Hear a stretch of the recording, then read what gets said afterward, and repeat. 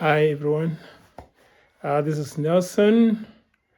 Today I want to talk about the safflower value chain, and we are going to talk about the cut flower industry, the place of safflower, cut flower in the that creative art industry. So, welcome to my study room, and also which is also my prayer room. And what I have here are some bouquets made from safflower and other plants, fresh and dry flower bouquets. So let's start with this big flower bouquet. Then you talk about the smaller flower bouquet. So as you can see, these are only 2 seeds of the safflower plant, which we have allowed it to grow to make plants. After 90 days, they produce the flowers, and you can now get this plants and make this flower bouquet. As you can see, when you are making a flower bouquet, there are several things to look at. You look at the balance, the rhythm of the flower, and you also look at the symmetry. So this flower design here is a flower vase down there, and from the size of the height of the flower vase should be a third of the part of the flower that is above the flower vase. So 2/3 of the height of this flower bouquet comprises of the plant materials that you look at, and down there a third is the height of the flower vase. So when you're looking at the balance, you look at that flower and that flower bouquet and see are there some things that are out of balance, and it looked even balanced where it is standing. It's balanced and pointing outwards in a very stable manner, and the symmetry, if you are to divide this flower vase into 2, whether left and right, the left should be almost similar to the right. And as you can see, the top and the bottom, you can easily divide them, either top and bottom, left and right. And then you look at the rhythm of the flower. What emotions or what does it talk to you about?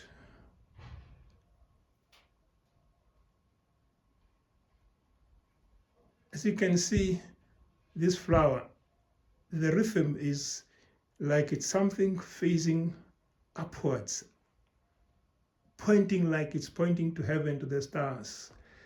And it's a rhythm of uplifting you. If you are low, it's telling you rise up and go to the stars. And you can see the flowers I have chosen, they look like arrows, the ones that are filling this flower bouquet. And again, the flower bouquet has got 2 main things. You have the feature plant, which is now the safflower, and the other plants which are the fillers. And the filler plants are these ones, which are now actually I got them from the grass family. Actually, this is super napier flowers, and they make it look very nice. So the safflower here is the main feature. And there are times when the safflower itself is not the main feature, but it just offers the greenery, like in this flower vase. You see here, it just, the napier is the main feature. The safflower is now providing the greenery. It does not have flowers, this flower vase. So back to our main bouquet. When you are putting water in the flower vase, you want the plant to absorb as much water as possible. So there are some things you do to this water, and you may not see it, but what I have done is that I have put some dishwashing liquid to soften the water, to make it easier for the plant to absorb this water. I have no business with this, the manufacturers of sunlight dishwashing liquid, but I find it works very well for my flower vases. Just a little bit of the dishwashing liquid. You also want your water to last a little bit longer, so you add something to disinfect. And for that I use what a lot of people normally use in their homesteads, a drop or 3 or 4 of this bleach.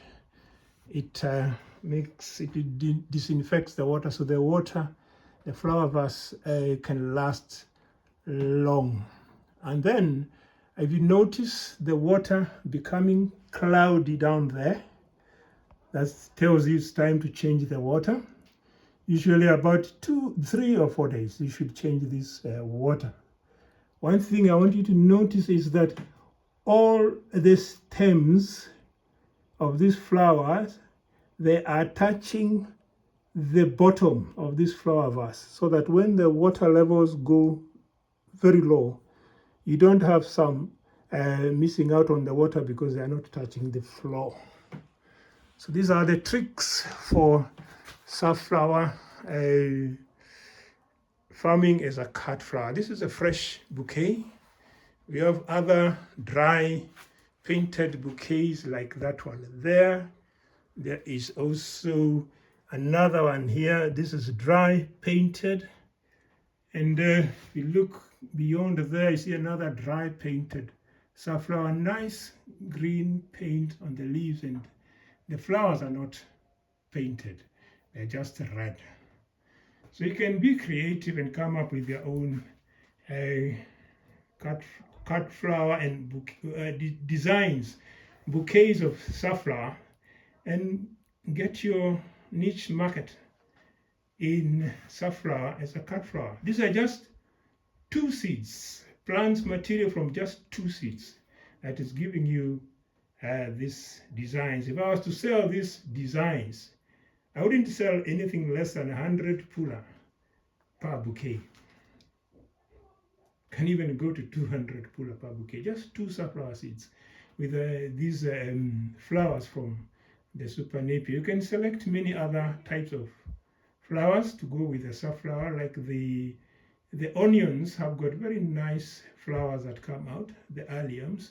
You've got others called even the chrysanthemums can match very well with safflower bouquets. And then you have to realize that flowers sell according to the season. So if it is Christmas time, everyone needs white flowers. If it's Valentine, you need the red flowers, like these ones are good for Valentine. If it is just an ordinary joyous occasion, anything to do with love, celebrating, whatever, yellow can be used also in many occasions. It's the color of jealousy. So this is my contribution to people who wanted to run with this safflower that I am promoting. There are many people who are telling me, Nelson, you're telling too much to people and they're making money, and you shouldn't. You should just stay quiet and make the money first yourself. No, that's not my mission. My mission is to tell it until everybody makes all the money. My God will reward me because He's the one who sent me to go and tell it to the mountains, to the people, and to pray for the people that they may prosper.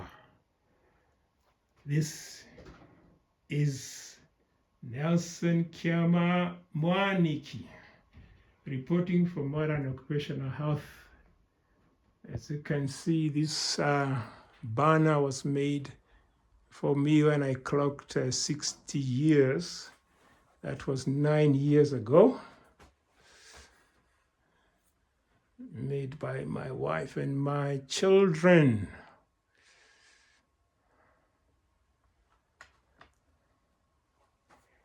Thank you.